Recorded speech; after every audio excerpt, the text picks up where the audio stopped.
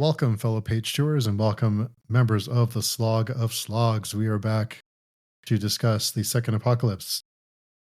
And this time, we'll be bringing our favorite quotes to discuss. And I think it comes without saying that this will be spoiler filled for the series. So if you haven't read the series and don't want to be spoiled, skip this episode and go to read our podcast and read the book. Read the books with us. So we are here with Dan and Carl. And we will be sharing our favorite quotes and discussing them and kind of breaking them down and just having a good time because we've been talking about doing this for a long time and we're finally here.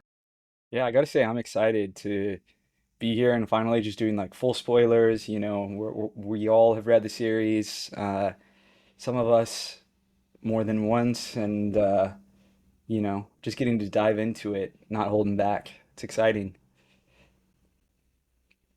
It's hard. It's hard to not give away things. I am impressed that y'all made it through the whole series without ruining anything for Mir Varsha as we survived the slog. But here we are on the other side. I guess I mean small thing to get us started. This is Mhm. not a quote, although it involves quotes if you try hard enough. Uh, R. Scott Baker has been posting lately on the internet. Dan was just informing us Mhm. of another post, a second post. I'd read a first post a few months ago, so if you're interested in what he has to say about the world and I guess AI, go to his blog and maybe it's a sign that he's moving towards writing again or actively writing again. So we can only hope. I really hope so. We should just go to his house and just take him, put him in my basement, make him write. Yeah. You could hobble his legs too while you're at it. Yeah. I mean, if Strap I him in a was bed. rich, I would do that. Not that I would kidnap him, but I would go to him and be like, take my money, please write. So like the nice version of misery. Yeah. I would be a patron, let's A say. patron, right? Like the Renaissance, Yes. yeah. Exactly. But I'm If not he rich did, enough. if he did like a crowdfunding thing, I think it would really do really well. I agree. I think he should very seriously consider just like self-publishing his next books if he does do them. Um, because I If he understand the did, publishers may if he be did a hesitant. Kickstarter for deluxe edition of the series, and then he can use vet funds for to kickstart himself into another books. That would be, I'm sure a lot of people would be interested, especially with how hard it is to get some editions and how Yeah. shit they look. Yes. Uh, Yeah. It it I it would it, get. I would it get would, them. I think, renew interest in the series also. I mean, this is one of the fantasy series that seems to have staying power, in large part because of the depth of it and the ambiguity and how much there is to talk about that people want to continue to return to it time and again. But I think it would actively help him and the series to Mhm. like have something like that to get fans excited again and to like pique people's interest. And there are some great visuals that some great artists could pull together for some like inner pages or something. Yeah. Yeah. I just wonder how many. I just don't know how popular it is. Like, there's definitely a lot of hardcore fans. I don't know how many and how, but if you have some fans which just spend a bunch of money, that's good enough usually. Yeah, enough for I think like Broken Binding or like one of those people to Yeah. do a run. You don't have to sell like 10,000 copies. Like you just sell like, several hundred and I believe that ends up being profitable, the margins on these things. Kickstarter would make a lot of sense, I think, compared to conventional publishing for something like that. Absolutely. No, I definitely think fans would be willing to support him and his work for more of the second apocalypse. Fingers crossed. Fingers crossed. So All should right, we get into the quotes let's do then? it. Let's Sure. talk about the quotes. Steve, you brought us together like Nick Fury. So what quote do you have to start us off? I think I'll start off with my favorite quote of the series, which is, "If soot stains your tunic, Dye it black. This is vengeance. That's a great one. Yeah. I have it I too. uh I confess I did not mark up my pages. I don't like have these quotes down by memory, but I did look up, R. Scott Baker quotes. There's a Uh ton. and yeah, I was pleased to see there's a lot of people who have like stored these quotes around the internet. Um and that one was very consistently posted. Basically every time, like every page I looked at that had quotes, that was among the top ones. Yeah. So things are tunic dyed black, which means it's like accepting like the misfortunes of life. I don't know. What's I the my reading of it is if someone does something wrong to you, by committing vengeance, you are letting that wrongness, that uh stain, define you. It becomes the color of your clothing, right?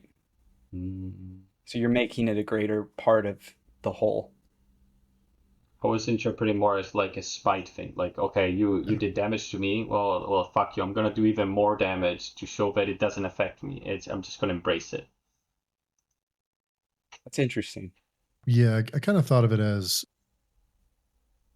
did you so I kind of thought of it as if someone or if you're perceived as something in a negative way, become that thing and become the best, the worst version of that thing to pay them back. And to that's like your vengeance is I will become that thing you think I am and I will make your life miserable or worse at That's this so Mm, point. interesting that you all read it with the complete opposite tone Yeah. of how I read it. I read it as like a warning, and you all mm, read it as like a like kind of it like the way you're describing it reminds me of the one of the famous quotes from A Song of Ice and Fire, the first book Game of Thrones, that Tyrion, like this is very early on when he's talking to Jon Snow, is like, I'm going to paraphrase here. I don't remember the quote exactly, but make your, bastardy, like make what you are your mm, armor, because Hmm. people will use it against you. And so, for him, it's in the context of being a dwarf and how mm, it's like you have to embrace it and, really lean into it because you will not be able to escape it. And so you need to have it cannot be a weakness. You should make it your Hmm. strength. yeah, it's kind of like that. Yeah. I think I more towards Steve's interpretation, just because like it says dye it black. It's like an incitation to actively do it in my mind, as opposed to Sure, like sure. like you like if it was like you become black or a passive thing, then I would be more on your interpretation. Yeah, no, I see what you're saying. Yeah, that's fair. That's a fair point. Um, Good discussion just from one quote. Great quote though. Yeah. Yeah. I think you can view it, you can perceive it different ways, which is why I Hmm. think it's so popular. I mean, I'm going to be saying this a lot, but it's very evocative language, which is part of what lends it to being such a great quote. Looking at it again, I think in the exact wording, I mean, I would agree with you that it does feel like it's like advice, like it's an invitation or a call to action. Um, it's like embrace the violence that's been done to you. But it's Um, not super like evident what it really means in real right. life, which makes it There is no. ambiguity. There is ambiguity. I Mhm. mean, that's classic with this series, right? Where like even the metaphor of the darkness that comes before. As I was like rediving into these quotes, and many of them were about the darkness that comes before, and the soul and all of that, and there's a lot of ambiguity about what exactly it is. Like we talked about it a lot in the read through, but it's not like it's explored in a bunch of different ways, and like it's given this like you can think it's like, oh, it's history and genetics and all of the factors that came before you to make you who you are, but then there's also then the metaphysical reality of the world of like souls do exist. Hmm. um Morality is a real concrete thing that can be measured, and so there's just it it to me, like, the whole idea of the darkness that comes before is not actually, it's ambiguous enough that you can talk about it and debate it. You know, it's not something that is very concrete in and of itself. I mean, it's a darkness, right? It is deliberately opaque. Like when you read it, you read it, you're like, oh yeah, this is very smart. I agree with it. Like Yes. I feel it. I feel it. But I You don't know feel it, what yeah. like as I'm reading it, I don't know what it means. I just feel what it's trying to tell me. But if I stop and think about it and try to be like, okay, can I articulate what it means and give you an example of what it's saying? I have a bit more trouble, and I need to start thinking a lot more about it. Absolutely. I agree with that. Which is, to me, it speaks to it, like it's like some of the most, I mean, that's like what a lot of spirituality does, right? I mean, I think that's why Mm, people talk about this series as being very biblical and how it's written. You know, a lot of fantasy and a lot of fiction in general is very literal. Like it's very, like, even when you know, the language is couched in metaphors, there's still kind of a clarity of what the characters are hmm saying, what their motivations are, all of that. And Baker doesn't accept that. The series is like, in my mind, is like defined by its ambiguity. You know, Kellis is the epitome of that. That it's all open to interpretation, and I guess to circle back to what you were saying, Dan, that it leans into to that element of spirituality where, you know, it doesn't have to literally be about souls or spirits or gods per se, but where it's speaking to something that feels right to people, right? Even if they can't explain it. It's talking about something that like feels like a truth they understand inside of them. And this series really leans into that, and the language really leans into that in a way that continuously blows my mind. I mean, I literally don't think I've read anything quite like it in that way, except like explicitly spiritual texts, you know? You know something else that another quote that I also saw come up a lot. This one that said, "What frightens me when I travel is not that so many men possess customs and creeds so different from my own. Nay, what frightens me is that they think them as natural and as obvious as I think my own." Yeah, Which I think is a great quote, that actually. is a really great quote. Yeah. And it's a very like real concept that people like you don't think, but if you actually stop and think about it, it's very it puts everything in life into context, I think. Yeah, And maybe it's a hard truth, but it's a very real thing, right? it's a difficult thing to reconcile because we definitely take a lot of our understanding of the world for granted. Yeah. You know, not just like scientific facts, but like cultural realities, values. And Morality, right? yeah, Yeah. and they're not, well, I mean, that's the debate, right? Is like, is there anything inherent? You know, I mean, certainly a lot of belief systems would have you believe there is, but that's what makes it kind of a difficult pill to swallow, or at least a difficult idea to wrestle with, even if you don't fully agree with it, that you can go and find wildly different people and Yeah. But you they could just, disagree if there's yeah, an absolute morality or not, but you cannot disagree that there's people in different cultures that believe in completely different things from you, the same yeah, as you believe in yours. Like that's something you right. cannot. You can argue they're wrong, but Well, they and believe in it, right? I think the key thing too there is not just that they like believe in it, but again, that they very naturally feel that it Mhm. is true, that Yeah. it is just normal. Like it feels inherent Yeah. to them. And I mean, I think that goes to show what makes that difficult to swallow is that it reveals the illusion of your own values or the way you view the world, right? that there is something, it's a story that has been told to you that you tell actively every day. That, you go somewhere else and they have their own story. And to them, it's just as real as the story that you live. Yeah. I think it's also just from the beginning of time, since since one tribe or one group of people met another group, they see each other as barbarians or as less than, or their customs are strange and foreign and barbaric, or they're violent, or whatever it may be. That this idea that whatever we fear what we don't understand, that we want to destroy it because Absolutely. we it's easier to hate or to want to destroy something than to understand it, or to kind of allow Accept it. yourself to be open to those ideas.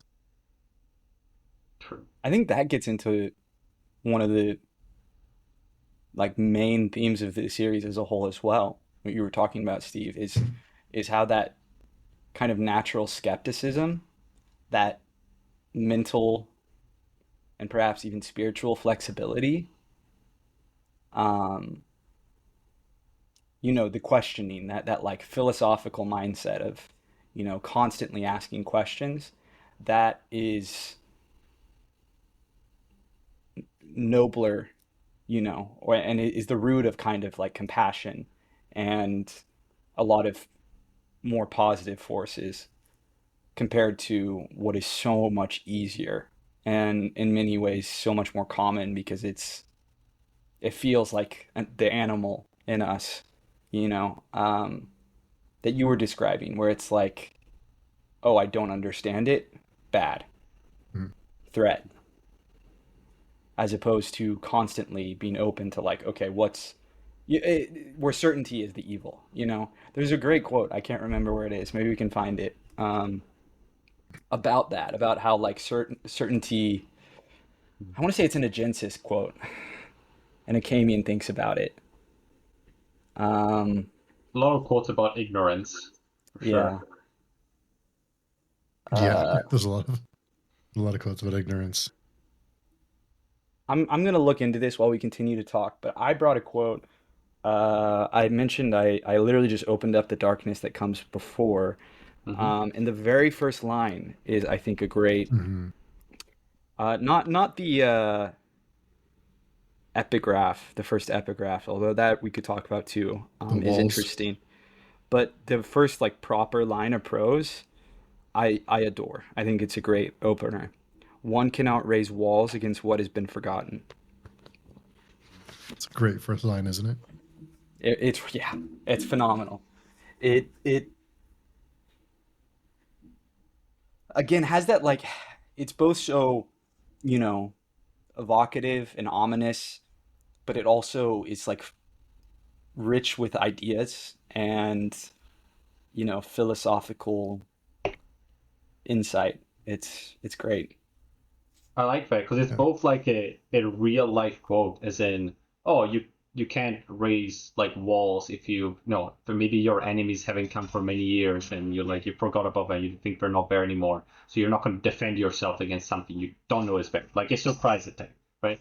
But more importantly, ties into like the concept of their darkness that comes before, right? If you Hmm. don't know what is moving you, what the darkness that is moving you is, then you cannot put a barrier. You cannot protect yourself. You cannot act as an agent of your soul. You're just a slave to this thing that you cannot comprehend and that you cannot protect yourself against. I like that because when after finishing this series, I kind of read that as it's setting up Arkfall, because Mm-hmm. we don't know we don't learn until very later on in the series about Arkfall and what all that meant. So it's almost like a tease, like it's almost teasing us, like, because we don't know either in terms of the story. So we learn as we go, and we really don't have a good clear picture until maybe what, the third ordeal, Yeah. if even then. So maybe until like the last book, but um, yeah, it's just it's a line that can be interpreted, or it can be used in many different ways, about the darkness that comes before, about Arkfall, and about even just the plague in the prologue. So great Even just first the line. consult, right? Where Yeah. they can't, like the Crusade, the Kingdomswehr cannot protect themselves against a consult because they forgot about it, right? This is a classic quote where like it has potentially multiple different meanings. Yeah. Because to me, the meaning that feels the most true, given the whole context of the series as a whole, is the Dunyan. Is that Right. you can't the rest of the world cannot defend themselves against Kellis because they've forgotten what Mhm. the Dunyan are. They don't know what they're up against. Yeah. I'm pretty sure it means all like he Yeah. intended to mean all these things. I'm pretty No, sure. 100%. Yeah. That's Yeah. exactly, again, yeah, it's the beauty of it, right? Is that it has these multiple meanings, multiple interpretations. It's brilliant writing. I mean, truly, truly an amazing first line. Yeah. I actually didn't. Yeah. Until you highlighted it, I hadn't thought about it that much. Hmm. But I'm big on like first and last lines. mm, Like it's just one of my like little things I just love in stories. I love. I think there's always an opportunity to do more, to do something mm, more interesting, more unique, more thoughtful, more poetic with a first and last line. And so I love, I mean, this is one of the series that I think just has a great first line. Mhm. for sure. So I found uh, several quotes thanks to Hmm. Chat GPT, I will say, to our AI overlords, If we trust them. if we trust them. This is definitely a real quote, though. Okay. So this is from the Thousandfold Thought. Doubt begets understanding, and understanding begets compassion. Verily, it is conviction that kills. So this is one of the most like explicit statements, as Chat GPT even says about skepticism, and essentially saying that it's more moral, more virtuous to doubt, to be a skeptic, than it is to have rigid certainty, which is the root of so much violence.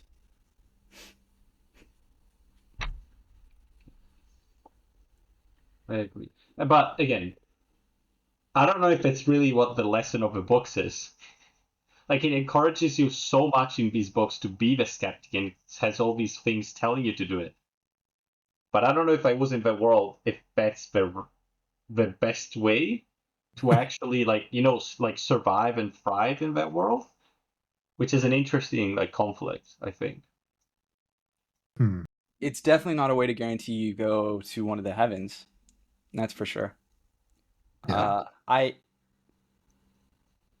That does make it even more of a conundrum. You're right, Dan, because I think without that certainty that there is, that the hells are real and that you can go Mhm. to them through certain specific actions, it, I mean, that certainty of like metaphysical morality, you would think would encourage a certain type of metaphysical, or not metaphysical, excuse me, intellectual Philosophical? Okay. certainty, moral Yeah. certainty.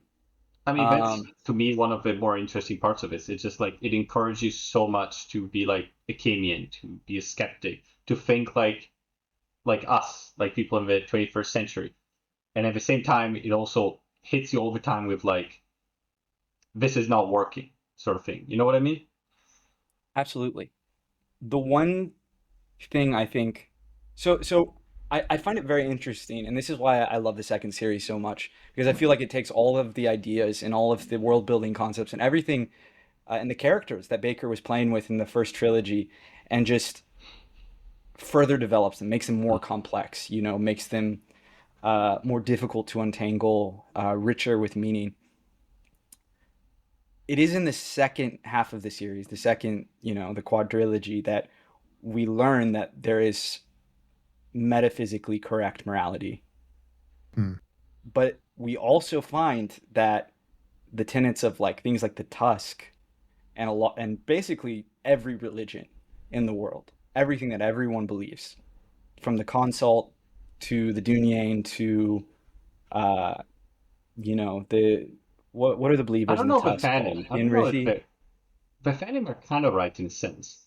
I don't know about the There one no, God. but like I feel like a lot of the different belief systems have Yeah. some inkling of what's correct. But what I'm getting at is we're told whores go to hell, and Mm, yet the two people that we know are not damned are Mimara and Asvanet, mhm. both of whom have been whores, one of whom has willfully been a whore for much of her life, and also who, frankly, I mean, it's not like either one of them are pure-hearted people. They both do very cruel things. Esmenet, in particular, I would call morally compromised throughout most of the story, and yet she is not damned. And so that, to me, the whole idea of the judging eye and what we learn from it adds another level of uncertainty, Hmm. where even this morality that we believe is intrinsic to the universe seems to abide by different rules than we're told and taught to expect. So it's like there's just no way to know, almost, other than don't do magic, because if you do magic, that definitely gets you sent to hell, which sucks. That seems very consistent. Yeah, that was like one of the most easily consistent things. Such a bummer when Mimara looks at Akamian with the judging eye. Yeah. It's just like, oh, But again, McKimian is one of the more moral characters, probably from our modern perspective, right? absolutely. Yeah. I So, think he's also the most relatable thing to most people, right? Yeah.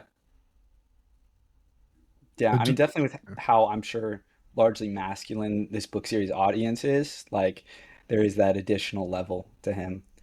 Um, it's yeah, I mean, he does. He feels the most. I mean, he's like a scholar, you know.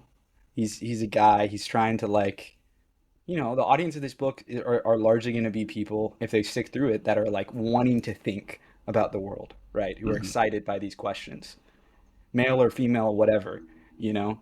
And so, yeah, I agree. I think Akamian is probably the most relatable character in that regard. Like, how many people who read this are going to have been,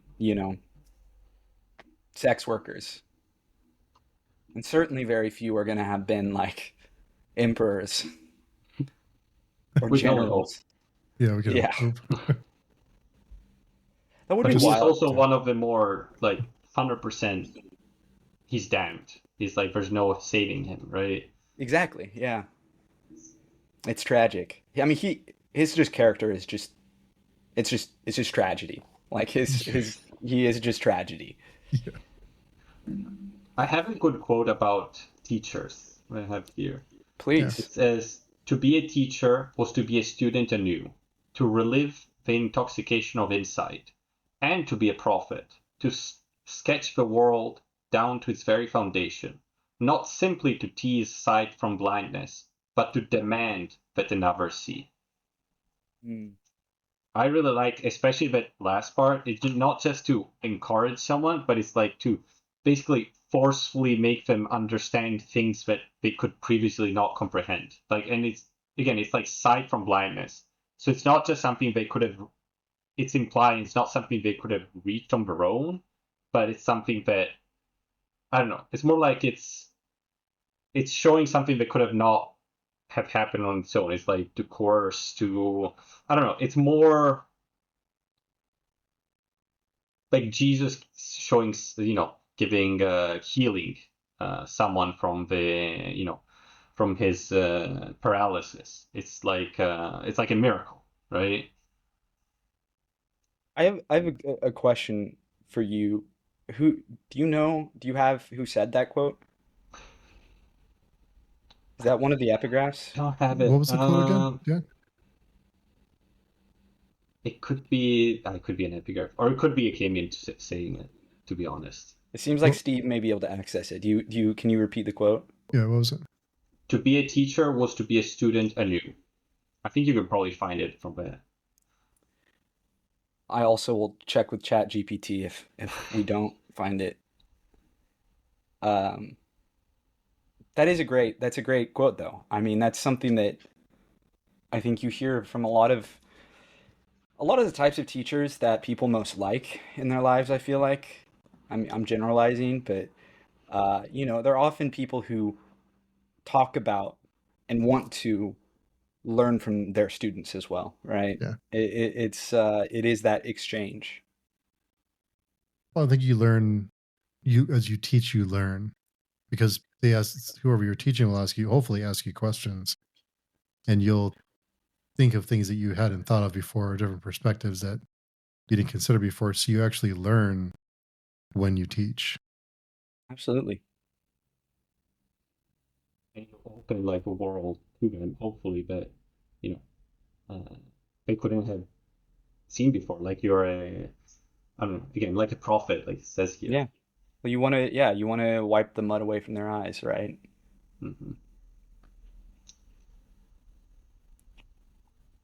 Did But we I did like we especially like the wording of like a lot of these quotes because it kind of flips a bit the feeling because you think more like it's teaching more like as a gentle sort of Hmm. um, that sort of thing. But here it's presenting more like an epic thing, a forceful thing, and more, you know what I mean? It Yeah, gives yeah, like yeah. a whole different flavor and intensity to the concept,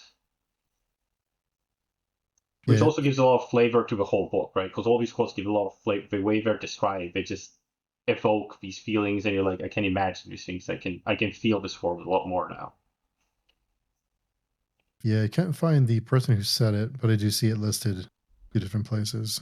Hmm. Maybe I can use my caliber to find it.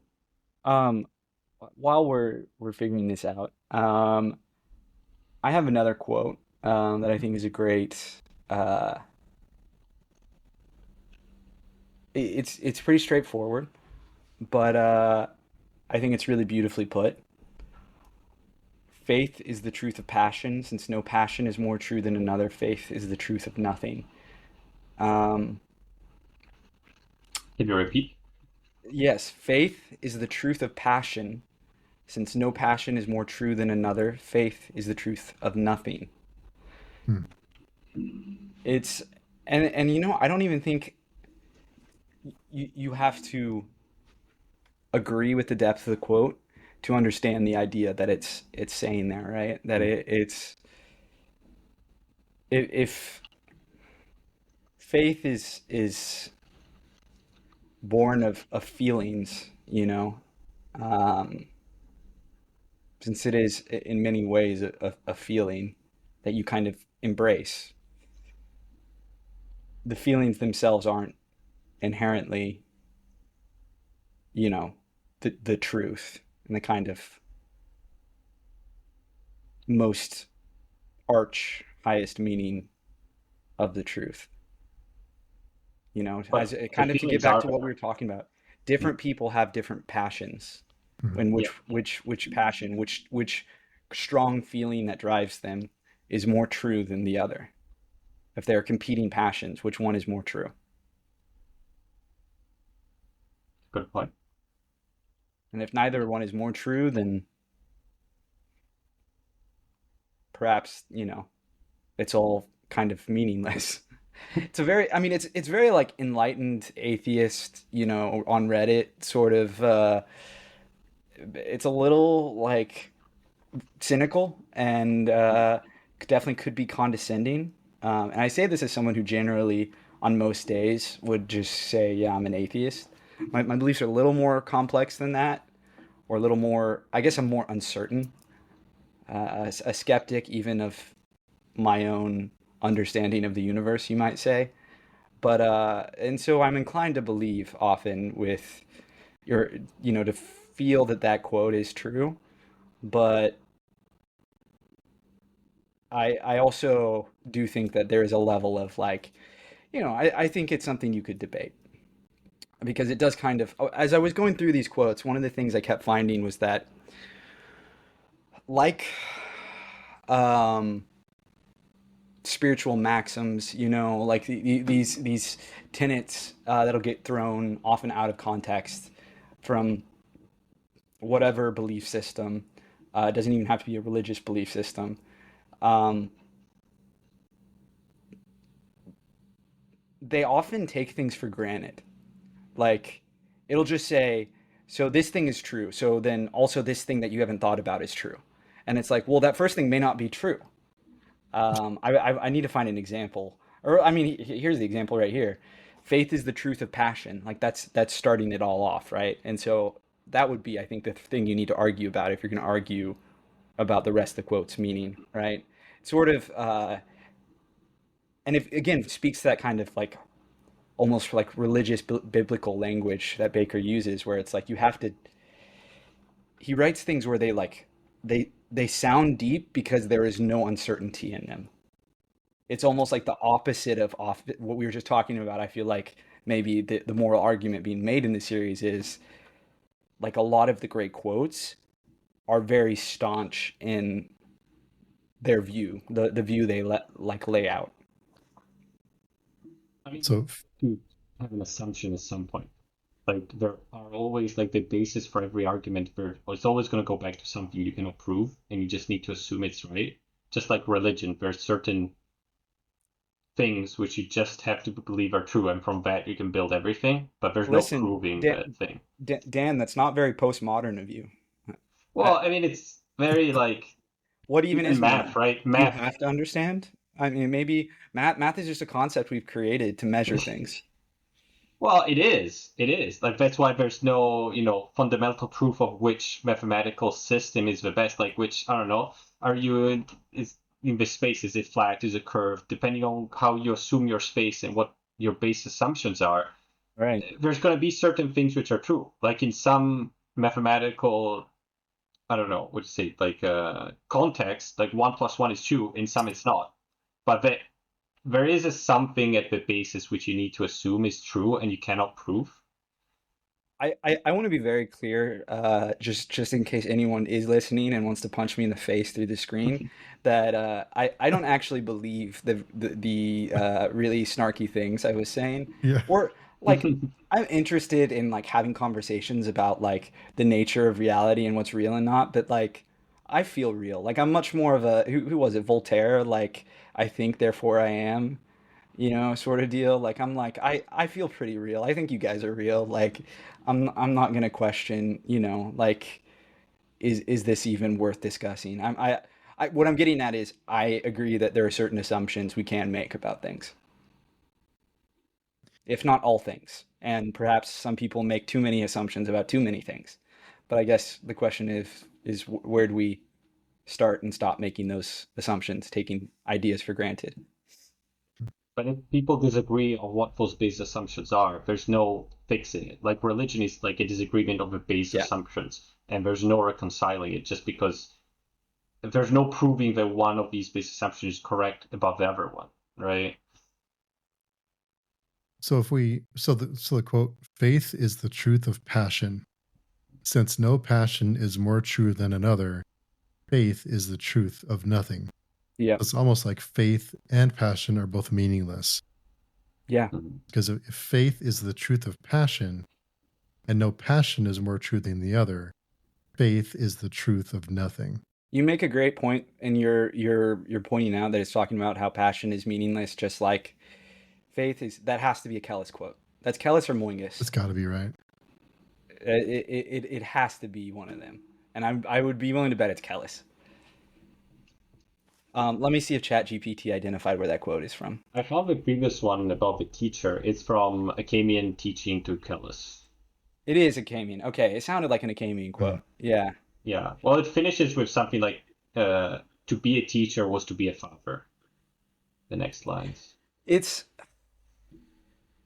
I love. I'm just thinking about their like master-student relationship, where it's really not the way it seems, and in many ways, Kellis is the kind of slave master of Acamian, and Acamian doesn't know it. I just love the way this series subverts those kind of classic dynamics, tropes, archetypes. The way it re-examines them and puts them in a new light is just it's brilliantly done. I mean, God, he's talking to Kellis. He's trying to like be the wise mentor character to Kellis, be like, being a teacher is awesome because you learn from your students, and it's a really powerful action and it's great and all these things. And meanwhile, Kellis is like playing him like a little puppet. Yeah. He like doesn't even know. Like you're talking to a guy who's like borderline a god. Yeah. It's oh But it's connected to what Steve said. It's like, the Kenyan is feeling a passion, is feeling a feeling which is true for him. yeah, But in the greater context, like it's actually not, because like yep, what Kellis is doing, there's absolutely no emotion behind it. It's just a mathematical, logical thing. And the feelings are not connected to anything real in this case, yep, right? But it is real for a Kenyan, so absolutely. You ready for another one? mhm. Let's do it. Hit us with it. This is one of the probably more kind of Debbie Downer quotes. There's a lot of them. Uh, that hope is little. That hope is little more than a premonition of regret. This is the first lesson of history. Hope is little more than the premonition of regret. Very hard. That is Yes. very harsh, very cynical. Yes. I mean, I feel like that again takes for granted the idea that the hope never pays off, that the good thing you're hoping for never happens when it can sometimes. I feel like that's to me the power of hope is that hope is itself inherently chance. Like you never know. It could go well, it could go poorly. There's no guarantees. Hope is Yeah. the belief, the feeling that it will be good, but it may not be. But even if it's good, it's always temporary. Yeah, but the bad is temporary too. All things are temporary. Yeah. Little Asian philosophy for you there. It's true. So kind of Taoist. Um, Yeah. I Welcome tell to you this guys. world. The bed is not temporary. Yeah, there you go. That's right. No, you're right here. Yeah, Uh, spot on about that. I mean, you could apply it to religion, like all of them hope to go to paradise, but I I think this series really hits home the point that is I swear I read somewhere Baker said that one of the inspiration points, the Genesis seeds, pun not intended, for this series was that he wanted to show just how horrific certain beliefs were hmm. that were almost taken for granted in the Western world. And I mean, it just reminds me of my friend talking to him. He is an atheist, but he comes from a family of Christians, like myself, and his parents are Christians. In some ways, very traditional, in some ways, not. And one of the things they told him when he was a kid that he was like really upset about and afraid of going to hell, and they were like, "Don't worry, hell isn't real." And then they kind of talked to him about like it wouldn't be I'm not, yeah, I'm not explaining the like the ins and outs of the beliefs to for listeners. Dan was making a face, but they were basically like it's it's horrible, and a kind God would not create a hell of like eternal torment. um and basically the point I'm getting at is this series narratively really drives home how the concept of metaphysical morality, that where one of the results of which is if you cross it, if you impinge upon it, if you are sinful, you go to hell for all of eternity. Like that's cosmically terrifying. That is horrific beyond our ability to comprehend. Like even I know I in the past have, as someone who doesn't believe in hell, has been like, if hell is real, I hope XYZ person goes to it. Some horrible person who I would stand by saying they're a bad human being. But like, if you really drill down into like what that means, what that looks like, if hell is as we often think of hell, I mean, that is like unimaginable, like far beyond whatever crime any individual person can commit. It is to say that at least a lot of our understanding of hell is cultural. A lot of what we think, like, even in this book, like the torture, the fire and brimstone, right? It's more, how do I say? Like, it's never explicitly stated in the Bible. For example, let's take it Yep, from a Western perspective, because I can't quote anything from other religions because I don't know enough about it. But it's not explicitly said in the Bible. It's more like a cultural thing that just arose through time and like people trying to describe it and other like interpretations of it. Like there's yep, interpretation which you can say like is just simply the absence of God. And the thing like and you see that the other people are happy with God and you're alone and like it also never interpretation. I don't remember enough about the theology to actually say which if it is exactly that, but I know that part of it is that cultural context that's absolutely. just built upon like in centuries and centuries. But it is like you said, it's a horrible thing. Like if you think about it in that terms, if it was exactly like that, like the Dante's Inferno thing, that would be Which is, yeah, I not believe, proportional. where we started getting the idea of a fiery hell. Yeah, Is but Dante's. some of the A people he lot of puts our there, it's like popular ideas of Christianity actually come from Dante, as mm, opposed to the Bible itself.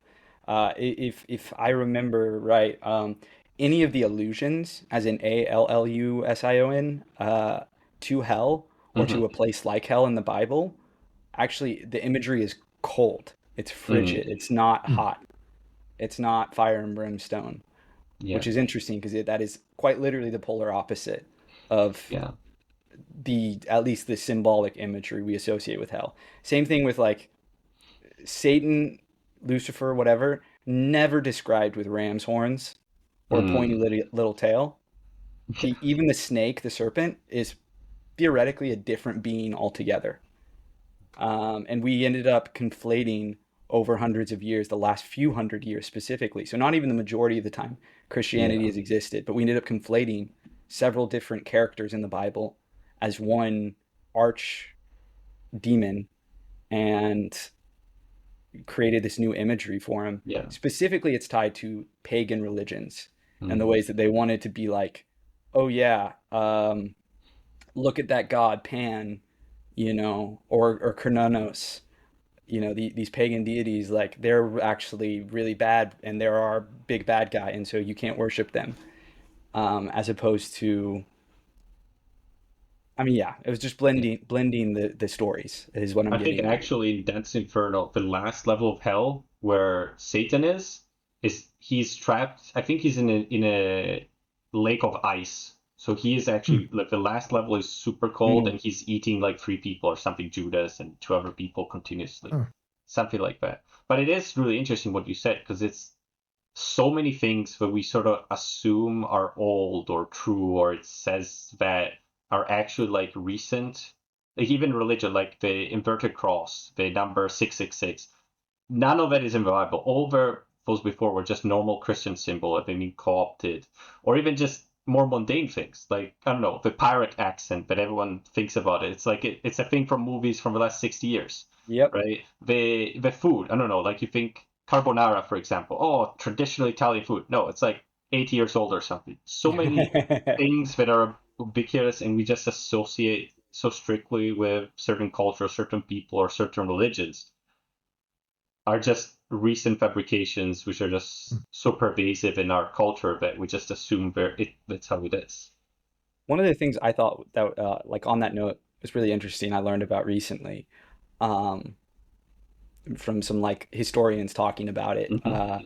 is the cross, for like like several hundred years. I forget exactly how long, but I think until like the early Middle Ages was not the like primary symbol of Hmm. Christianity. It was actually a fish was more commonly used.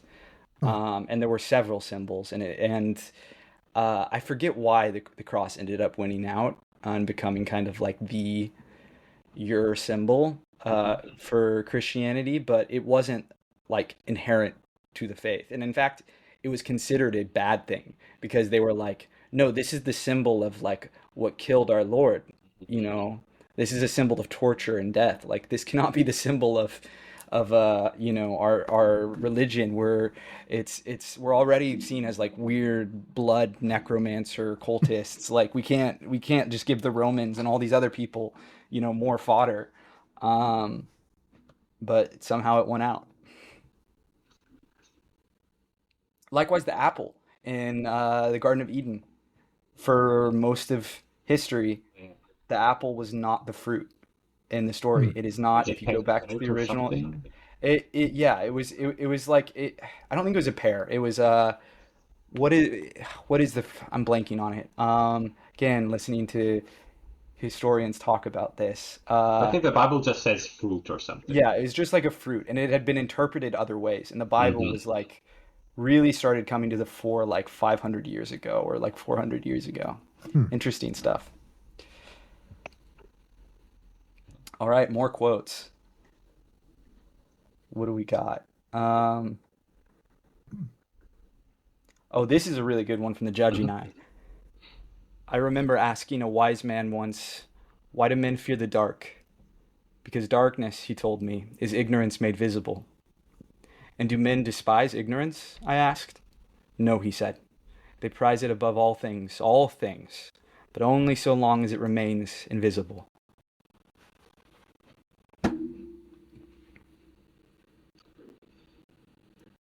They prize it until they have to admit it. Is that kind of Yeah, I think until they really reckon with it, right? the They don't have until to they see face it. it? Very So ignorance 2020 is bliss. political commentary. Yeah. Yeah. Right, exactly, exactly. It does feel very Yeah. human. Like, I mean, I think that's one of and I hadn't really ever thought of it that way because it is kind of combining a number of you know, quotes, idioms you've heard before of like, yeah, ignorance is bliss, with the, just the idea of like ignorance being this like negative trait, this thing to like look down upon. Um, and even again like the whole imagery of darkness of like what's hidden there. Um, we But we why do you like it think until we're humans confronted with it. covet ignorance? Why do they prize it from this quote? It's not painful. It's In easy. fact, it's the lack of pain in some way. Hmm. It's the lack of knowing, and knowledge can be painful. I don't think, you know, knowledge is inherently painful, but ignorance I do feel is inherently less pain. I don't know if pain like without I don't know that you're without pain, Hmm. but there's less of it. I think At the also same in time, we look down on it, right? So it's interesting. I do think it Accept it. connects also to a lot of the other things we discussed. Because it's like ignorance is certainty, and certainty is prized, right? It connects to all the other quotes we discussed. I I don't know that ignorance is certainty, but often ignorance creates certainty. Yeah. Well, You if can be you don't ignorant and know, not be then certain. how many times? Well, It's not often. I agree. I said often it creates it, mm, but I'm gonna be a little philosophical dickhead about it. But it's not inherent. They're not synonyms. I feel like though, if you know enough to know that you don't know, you already know enough to not be ignorant. You know what I mean? I think that it's possible you could go in and know you don't know things like to have some doubt. I don't feel like doubt is it's hard when you're ignorant, but I don't know that it is impossible. I just I mean, feel that's a like, legitimate question, though. yeah, Because I don't know that there is a concrete answer.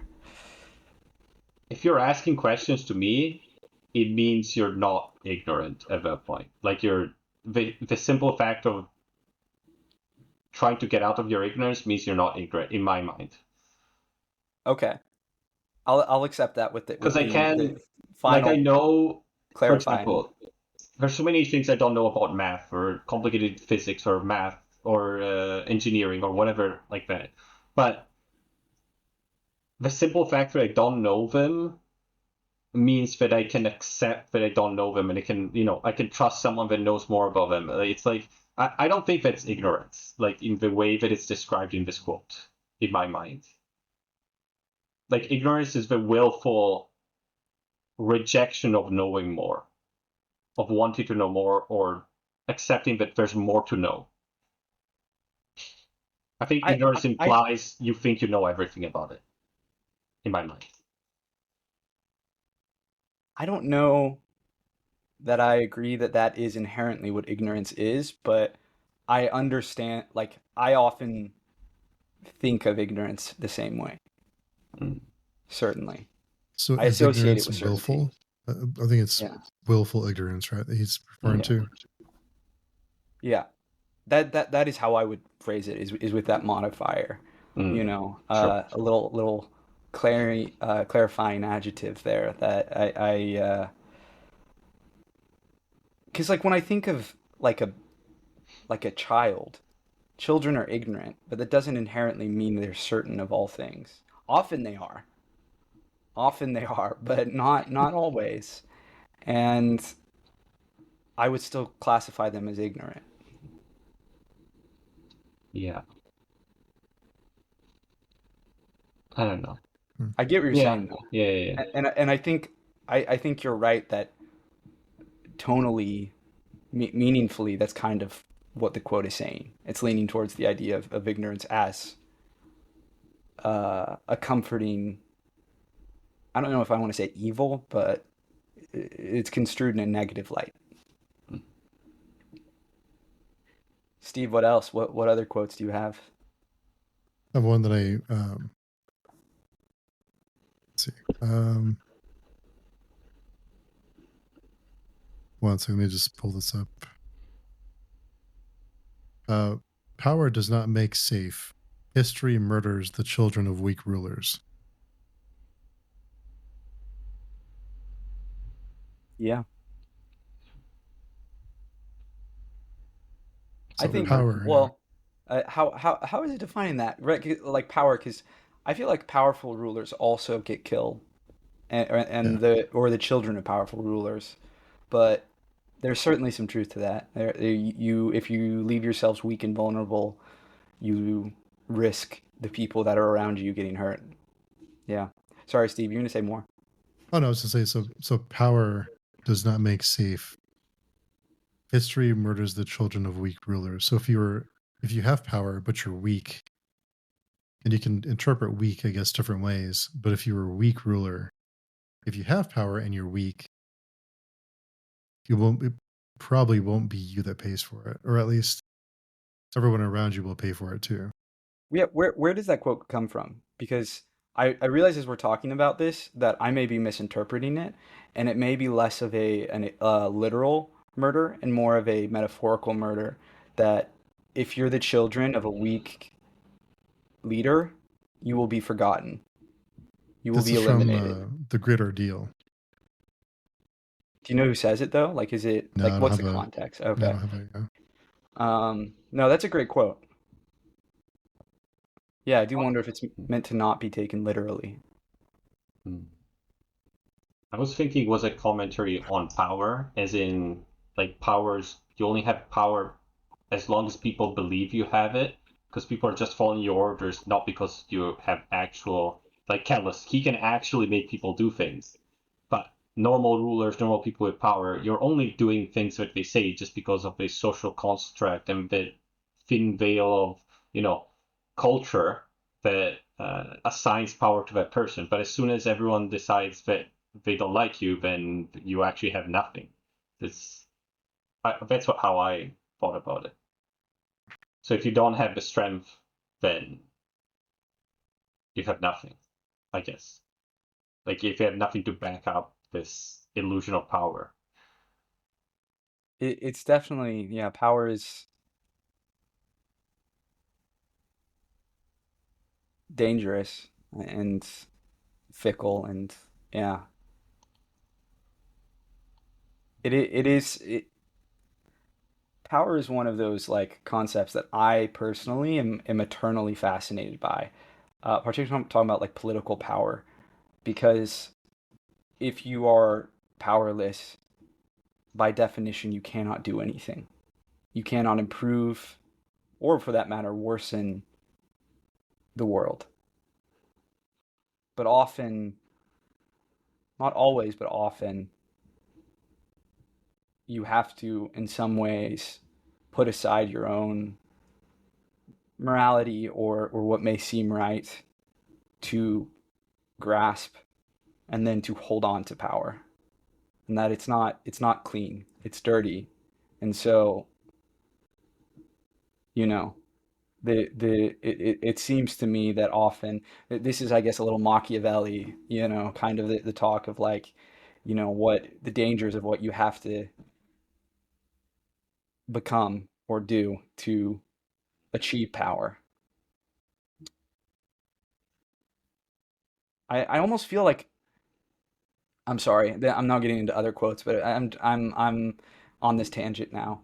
That it's less that like power inherently corrupts, and that what you must do for power corrupts you. Hmm. I mean, Paul says it many times. Like many times he says, like, "Oh, I had to do these things because I had to make people believe. I had to make people. I had to do Exactly. all these horrible things because that was the only. It was just shortest path, the only thing that would have made them behave that way, right?"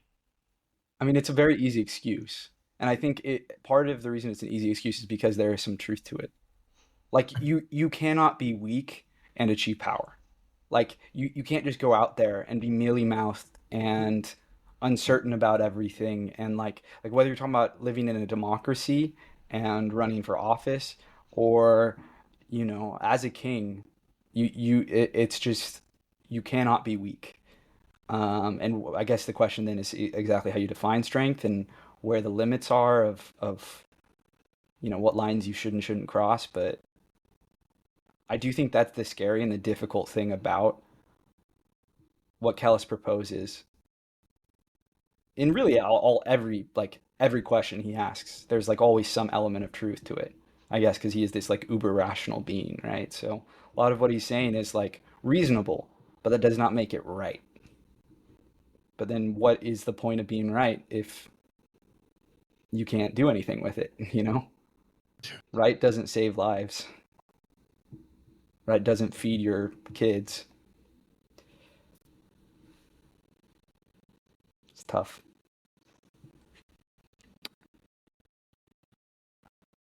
Uh, This is a quote. yeah, go Oh, ahead. I'm sorry. No, Dan, it's your Oh, turn. please go ahead. Okay. This is one I love. Mhm.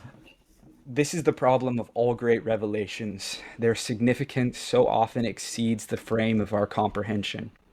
We understand only after, always after, not simply when it is too late, but precisely because it is too late.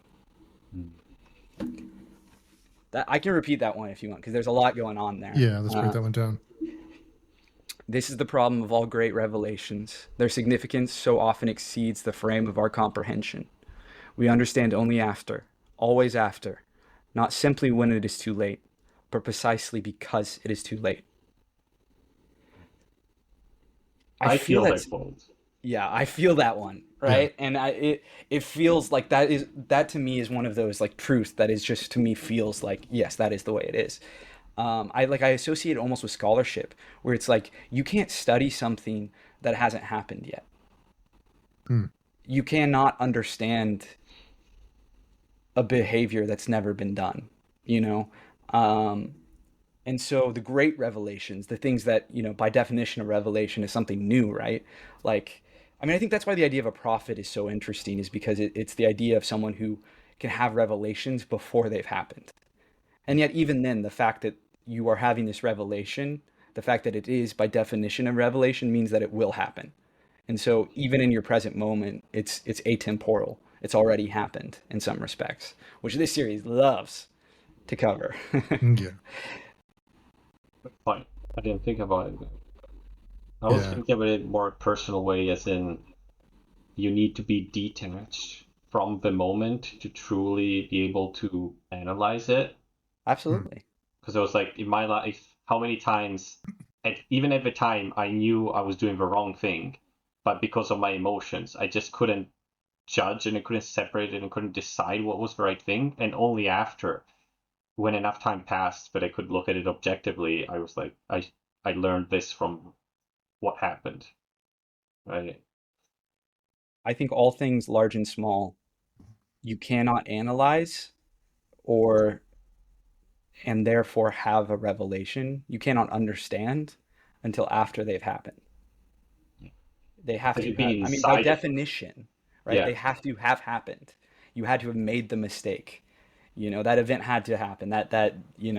Whatever. It had to have occurred for Hmm. you to understand it. True. Hmm. Damn, this series is so good. Finding It all of these really quotes, is. it's like, oh my God. I had a good quote, not because of what it means, just because of the, how to say, the writing of it. That's why I love this quote. This is when I think it's from the third book or the second book before they're attacking Shine or something happened. Anyways, there's Kelos and all of these believer kings listen to him and he's teaching them, whatever. He's priming them. And he says, a wind had dropped into the silence, and the scent of the onlookers filled his nostrils. The bitter of rotting teeth, the ink of armpits, the honey of unwashed anuses, all shot through with strands of balsam, orange, and jasmine. And for a moment it seemed he stood within a great circle of apes, hunched and unwashed, watching him with dark and dumbfounded eyes. Hmm. This quote to me has just like the language that I love from these books, which is like it makes no sense, but it gives me such a powerful image It's evocative. that Yeah. it's Yeah. it's crazy. I love this. Like the ink of armpits. What does it mean? It means nothing, but it also means so much in like what it Yeah. puts in my brain, right? Yeah. I You don't really know. picked. I almost thought you were trolling us with how absolutely nasty that quote is. But Like, I I don't mean, know. It's thank God Steve isn't trying to like monetize this, like, because oh my God, like you instantly demonetized. but it's just so I don't know. It's so beautiful the way he contraposes like these beautiful like honey, balsam, orange, like and then the Yeah. disgusting things. It just gives it such a rotting feel to the whole like scene and like I can Oh, imagine how it's I'm seeing it from Kel's perspective. Like they're literally monkeys. They're nothing. They don't understand anything of what he's saying, right? It's Hmm. yeah, I don't know. So is that how he sees people? Yeah, I think that's just how he sees them. Because they're animals, They're right? beneath They're him. not they're not humans like him. He's a human. They're animals, governed by instinct. Yeah. That's a good one.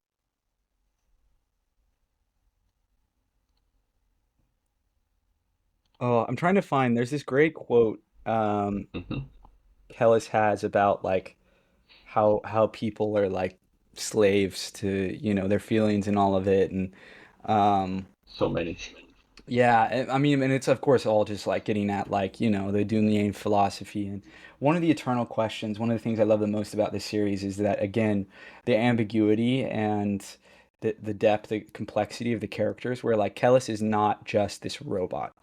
Like it would be easy to pretend like he is without feeling, but there is the question. You wonder, right? Like is the way he treats Esmenet up into the very end of the series, the mistakes he makes, what after he's been possessed, has that made him a being that must feel?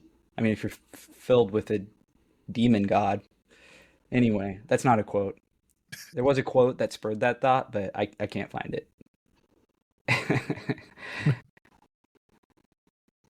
Can I go with the Um, second quote that I yeah, have? go for it. Please. So, this I actually maybe it's my second favorite one of all the ones that we've had that I had. Sorry, not.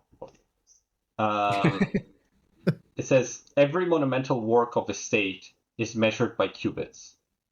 Every cubit is measured by the length of the aspect emperor's arm. And the aspect emperor's arm, they say, stands beyond measure. But I say that the aspect emperor's arm is measured by the length of a cubit, and that all cubits are measured by the works of the state. Not even the all stands beyond measure, for it is more than what lies within it, and more is a kind of measure. Even the god has his cubits. That is That's a good loaded. quote. Yeah, that is loaded. It's Yeah. That is packed. dense with meaning. And like this measure thing is like repeated so many times in the book. Like the quote "measure is unceasing" is like a constant reminder of how we judge things, right? It's because measure just means here it just means judging, right? It's interesting because I mean, at least the way that I kind of track that listening to it is it starts out sounding like, okay, we define all things based on the aspect emperor, aka God, and Mhm. then but no, all things are defined otherwise. And I started thinking, oh, so it's like getting into kind of the like, modern concept of, like social constructs. And then it goes beyond that to be like, but no, like they are like there is something inherent in all of them, right? That it is deeper than that. Even the gods, Yeah. It's there kind is of like something you're beyond not that they are measured measuring by. the world by the gods in this sense. You're measuring the The gods by effect the of world. the gods in the world. That's how you measure the gods. It's like by looking at the world, what they created, what is. Mm, good point. Yes. Hmm. So you're not measuring, it's not the architect that's the measure of the building. It's how the building is used, how people live in it. That's the measure of the architect. Oh, okay.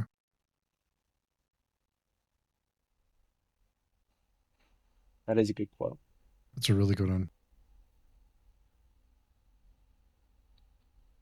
I think, Steve, you had Qubits. one? I have a ton. We could probably do a few of these episodes, but um, let's see. For all things there is a toll. We pay in breaths, and our purse is soon empty. Very, Damn. very powerful. Yeah, Yeah. I didn't want to sleep tonight, anyways. Yeah, I was gonna say, Steve, you really keep bringing us the bummer quotes. that's just me. That's what I do. Yeah, that's your vibe. That's why I'm Uh, Steve Swatha. Steve Swatha, that's right. Oh yeah, this is the return of Steve Swatha. Yeah, the It's a good return. point. Like the real, money we spend in life is just our time. Like that's the most real thing we spend in, but that we can't get back, right? Most valuable currency. Yeah, Yeah. Even though it doesn't feel like it if you don't think Yeah, about it, right? yeah. yeah. There's a lot we don't think about, but are intrinsic and important. The most important things, maybe. I mean, So I'll do name another one that's mhm. not as negative. Despite all the pain, all the wrenching loss, there is no greater glory than a complicated life. Mm. Hmm. Oh, that's a really interesting one. You Again, that goes hear, back to the ignorance and the whole things Averquos we've said. I think it's just all connected to and, me. and I mean, you think like that one is particularly interesting to me because one of the most common things you hear spoken about when it comes to like stories and art is like they're us trying to like make understand like the meaning of life, like the purpose of life, like what is, even like an existentialist, like what, the meaning you create for yourself, what is it, what should it be, and that's such an interesting way of viewing it, of the richness of life. A life that is complicated is the highest achievement. Good quote. Good, really good quote. I would not have pulled that one out. Here's an uh Actually, no, I don't want to do that one. Never mind. Uh, I have a couple quick ones if you want. Yeah. They're please. not don't require too much. Sit with a merchant or sit with a beggar, and it'll always be the beggar who buys your first drink. Yeah, Yeah. I like that that feels one. like a classic idiom. Yeah. Um, And also, love is lust made meaningful. Hope is hunger made man. that was the quote I was gonna say, and then I Uh, decided not to, it's actually. a good quote. It's a good It's a good quote. It one. is a good one. It is a good one. So hope is lust made meaningful. Love. Love. Love is Yeah. Love is lust made meaningful. Hope is Hunger made human. hunger made human. Yeah. hmm. Yeah. That to me is the more interesting part of it because I have never thought of hope that way, that it is tied to our hungers, our desires, right? You cannot hope without something to hope for. Yeah. But it also, I don't know, it also tinges the hope in this universe a lot differently because hunger has a lot different connotation. But it's Oh like God. it's a Yeah. Yeah. negative thing, right? Hunger is a yearning for something. It's a it's more aggressive and hope the way we think about it. If I just tell you hope, you think of like, oh, it's something bright and white and resplendent, right? Or gentle, but you don't think of it as hunger, Hmm. right? But it is something like because hope is what humans like it's the thing the humans want, the human Yeah. crave. It's like you Would know, you even say humans need hope yeah, Yes. just like they to need their survive? hunger is a Yeah. right, Yeah. a constant thing. Great point. But Hmm. putting it together with the other quote, it means that humans are always hungry. They're always starving, basically. Because what was the other quote about hope? It's like basically you can never be like what you hope for is never going to happen, right? We had a quote like that before. So if we Yeah. put these two Premonition of together, regret. it basically means humans are always starving for what they can never have, Yeah. right? And you said I Yeah. was the downer.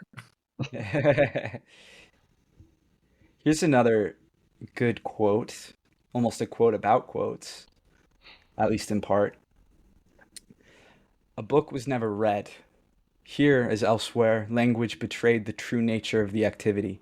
To say that a book was read was to make the same mistake as the gambler who crowed about winning as though he'd taken it by force of hand or resolve. To toss the number sticks was to seize a moment of helplessness, nothing more. But to open a book was by far the more profound gamble. To open a book was not only to seize a moment of helplessness, not only to relinquish a jealous handful of heartbeats to the unpredictable mark of another man's quill. It was to allow oneself to be written. For what was a book if not a long, consecutive surrender to the movements of another's soul? Hmm. Beautiful. I think. Yeah, really beautifully written there. That's another Acamian. Yeah, that makes sense. I think it's interesting because in some ways it puts that's not just what reading is. Like in some ways that's also what listening is. Hmm. That, from a point of view, like you're surrendering to someone else. You are allowing their existence to drive yours for a time. You're opening to yourself to to listen to their philosophy. You're opening yourself Yeah. to letting them change you, right? Yeah. And Just, in some respects, you may not be able to control it, once you hear it. mm-hmm. There are some things you hear that will change you, whether you want them to or not. There's no guarantee that'll happen, but it could happen. That's always the risk, right? That's the gamble. Great quote. It's a great one. Really. Yeah, very good. It should be just a staple quote for anyone that loves reading, right? Yeah. Like Yeah. think about it, right? This is what you're doing when you're reading. This is, you know, that's why it's so important. I think we could just get one that's like paraphrasing is readers are slaves, anti-literacy. No, it's like readers are the bitches of the author. Exactly. Yeah. We love being subs to the author. Yeah. just get a picture of yeah, like Nietzsche with some like random dude like collared, like he's like walking around.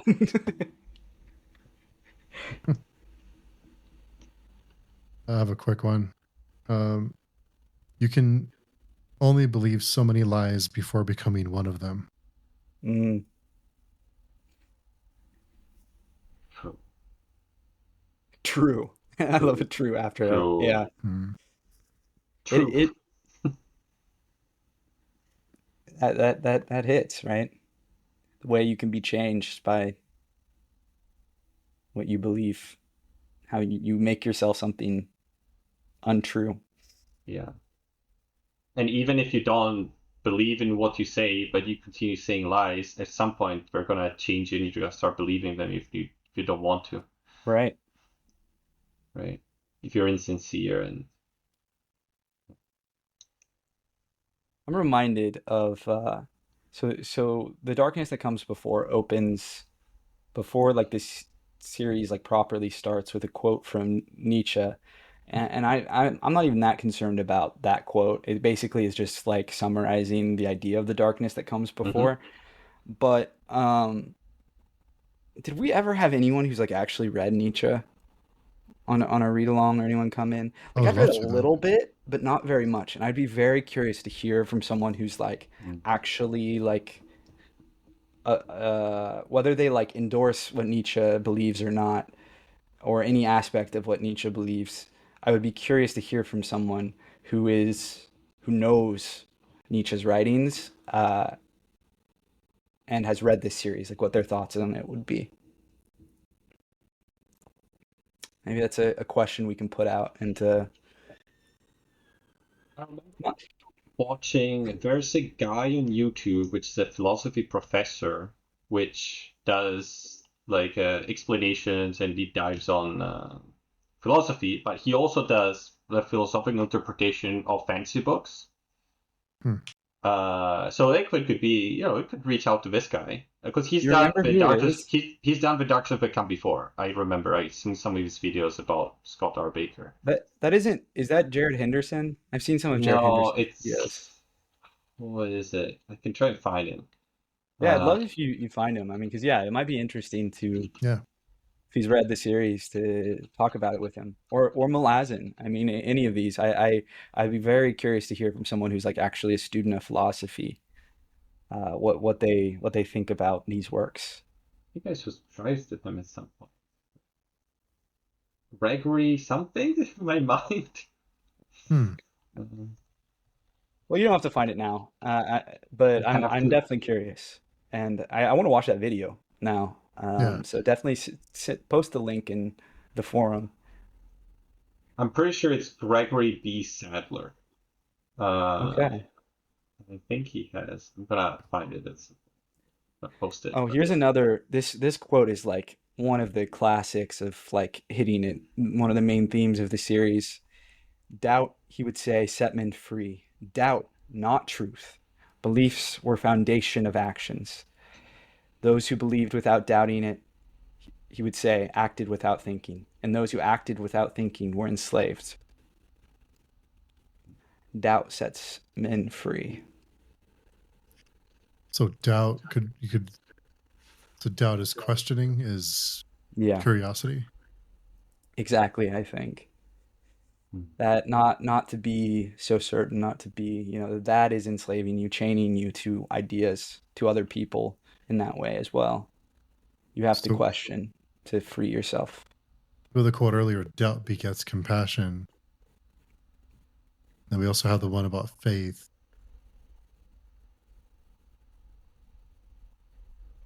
Hmm. So doubt, to be skeptical, to question things, to not be a sheep.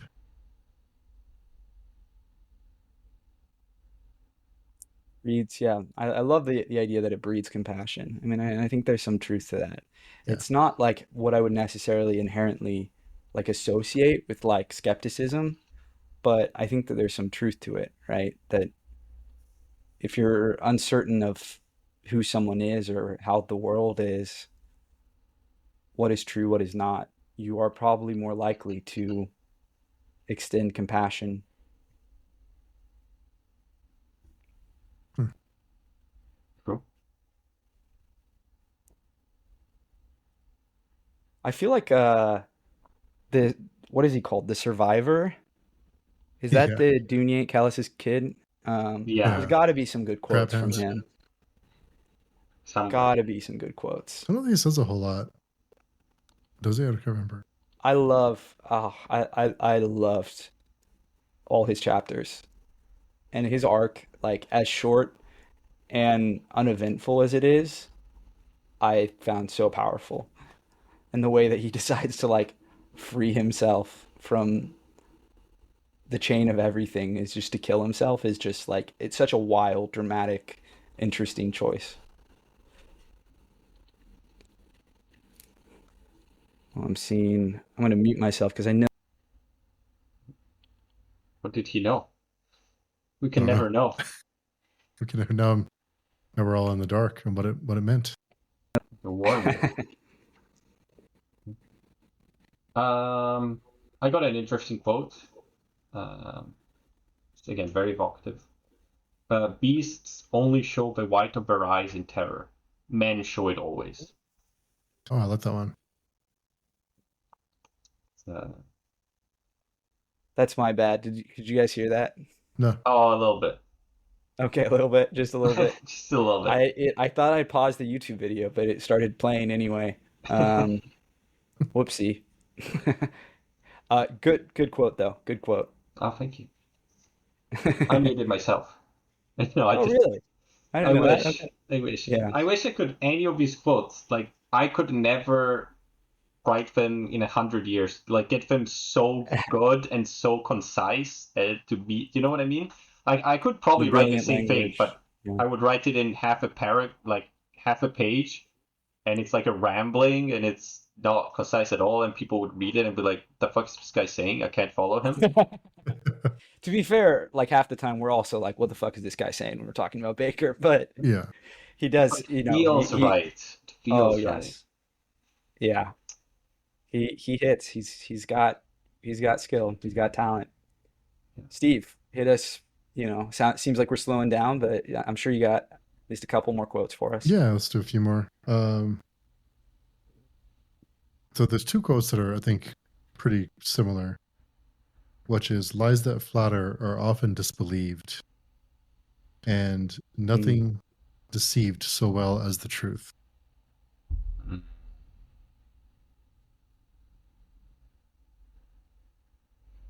Mm. I mean, that was the frustrating part of Kellis's whole deal, right? In the first trilogy. I mean, really in everything, is that he tells people the truth to conceal. It's oh, and it's real, right? I mean, that's one you definitely feel. At least I definitely feel that it's like often the best liars are people who can tell you the truth, but not their intent. They conceal who they are, their intentions, what they want, what drives them Yeah, but by even in telling many you things, something true. like the more truth there is to a lie, the more you're gonna believe it yourself, even if you do your own, right? Like as if Exactly. like if someone like in statistics, for example, it's so easy to present something the way it's not supposed to be and draw conclusions which are incorrect, but they feel correct because even if you look at it, you're like, oh, I made these connections myself. It makes perfect sense. But someone could easily manipulate people, and we see it all the time with facts, right? Yeah. Yeah. Misconstruing, right? I mean, yeah, absolutely. That's a great point. Absolutely. I have Yeah, do you guys have another. a couple Sorry, more? go ahead, Steve. Oh, go ahead. I had another quote about fools. Hmm. There's a lot of quotes are about ignorance, to be Yeah, honest. there is. Like so many I who wonder why. undertake, yeah, like so many who undertake arduous journeys, I left the country of wise men and came back to a nation of fools. Ignorance, like time, brooks no return.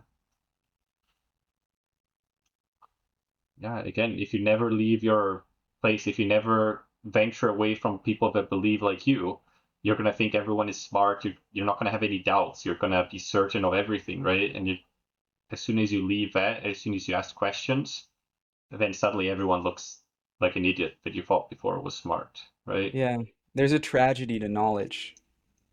It's like you wound yourself by learning things. You know, Yeah. I Yeah. think of Lord of the Rings. I mean, like the events of, the reason that the ending is so powerful is that there's simply no way for the hobbits, and in particular Mm. Frodo, to go back to his ordinary life afterwards because he knew too much. He True. experienced too much.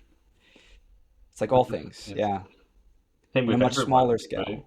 Yeah, it's like once you learn something like that fundamentally alters the world for you, something really true, you can't come back from that, and it And you hurts said before oftentimes. too, like when we were discussing ignorance, you were talking about children are ignorant or not.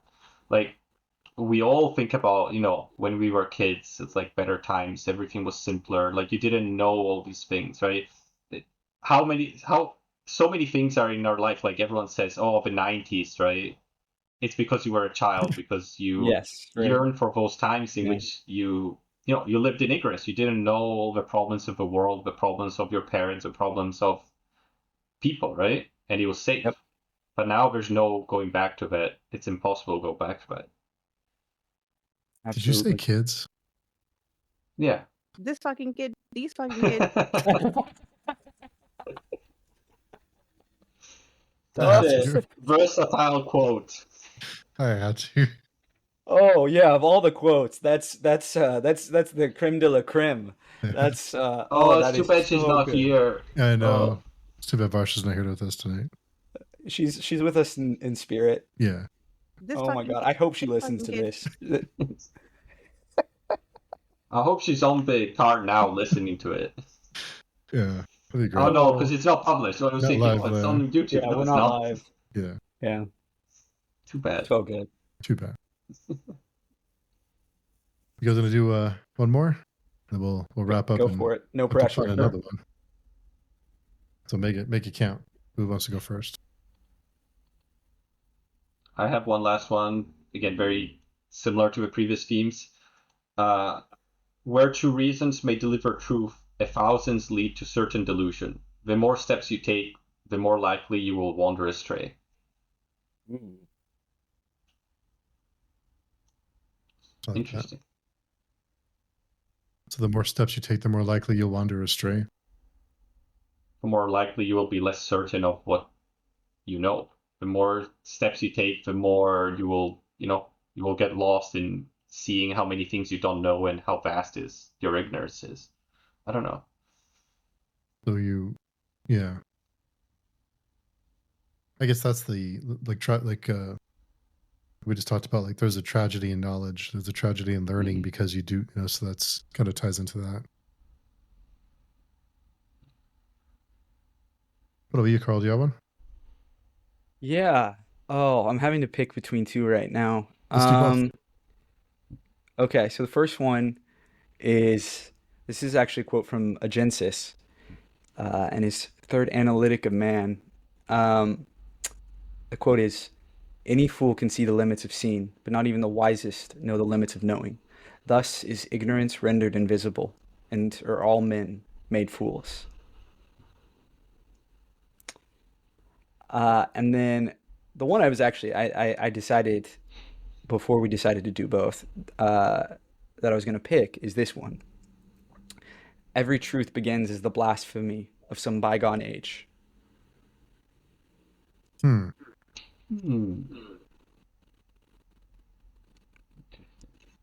Good bad need. Yeah, I think that's a very that's one that we again it feels true, right? Like Mm-hmm. a lot of our I and if I were to pick it apart, I'd probably say I don't think every truth begins as the blasphemy of some bygone age, but I do think Yeah. many do. Um, Well, I mean, I think ideas you that could. are at one times blasphemous are then become inherent in another age. Sorry, Steve, you're saying. Oh no, sorry. I was just gonna say it may not be the statement that is blasphemous, but I think we may change our perspective or reframe the same ideas in a different light, to where it is still true but not the same. So, because Yeah. I think it's kind of what we do with everything, right? As time moves on, we always kind of reframe things in our time period. We have different norms and expectations, and we think of things differently in different time periods. Absolutely. So I guess we'll finish off with this. There's no knowledge in the shadow of hate. I like it. I like it. Very 2025 political commentary again. It Just, is, yeah. It is, yeah. I'm not gonna say regarding what, but Yeah. No, yeah, we Well, Of just course leave not. it. Yeah. Like the best of Baker, we like a little ambiguity. yeah. But it makes it just like, I'm always a big proponent of not explicitly saying things in books and stuff like that, because if you, the reader, reaches that conclusion by yourself, it's gonna mean so much more than if the writer spelled it out for you. Yes. For sure. Yes. Not saying that what I say is deep, but what No, I the think book says is deep. That's a lesson I think some people need to hear, is that, it's when you are so explicit, it doesn't have the same impact. Yeah. If you, it's all in the presentation. You make somebody think and make somebody feel that people come to their own conclusions and have their own.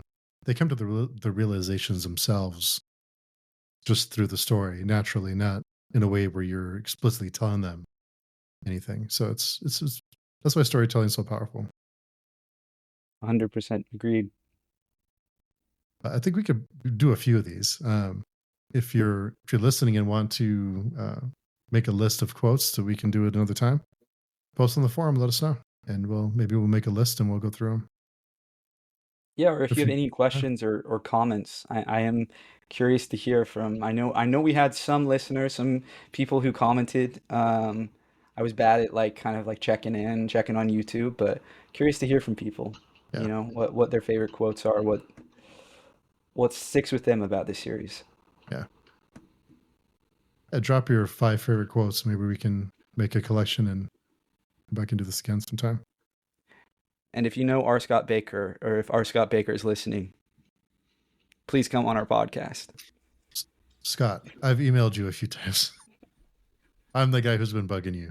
Please come and chat with us. We're harmless, mostly. We promise. Okay. Yeah, Please, we won't something. interrogate you too much about the Nogad. No, except for Varsha. This fucking kid, these fucking kids. I could have. I'm The gonna wear that perfect note to button. end on. Yeah. But before we go, of course, Carl, we have to talk about your book, The Truth of Crowns. So tell us about that. Yeah, you can find that. I mean, if you Google it, Carl D. Albert, Truth of Crowns, you'll find it. It's kind of like a tragedy in the classical, 5-act tragedy sense of Hamlet or Oedipus Rex. So yeah, I'd love if you check it out. What's a quote from your book? You should have just put it in one of these quotes and pretended it was from it. That would have actually been pretty funny if I just snuck funny. one in and Yeah. you guys are like, "Wow, that's pretty good." Yeah, it was like, who said that? Was that a Camian? But then if it didn't turn out well, if we were like, Yeah, can you imagine? Yeah, I said it just completely flops. You're like, that really? What's that? Are you sure that was really stupid? yeah, your The self-esteem would sheep is just be white? obliterated. Yeah, It's a calculated risk. it's the worst thing Baker's written. Yeah, I agree. Only an idiot would write that. No, I'm No, sure we're all the great link to with Carl's information is down below in the description, as is everyone else's link that is on the podcast. And Dan, anything you'd like to close out with? I don't know. You have a link for me too? Where does it go to? No, you don't have, because you always say I'm just a reader. But well, no. yeah, I was hoping there's a link to my Facebook page or something. I didn't even know you had a Facebook page. I don't know. You can link my Reddit page. That's a lot more dangerous. I'm sure. Or I'm curious my what you post on Reddit now. old DeviantArt account, or my I don't even know what account. I thought you'd hit us with a maybe, maybe not. Who knows? Maybe. Yeah. Nobody knows. I only Nobody have knows. questions. But I have no thanks answer. everyone for coming along. The Slog of Slogs, and we'll try and do. I'd love to try and do this again sometime. Just a fun way to break down fun stuff. So anyway, we'll talk to everyone soon, and until then, we'll have a great day. Thanks for listening.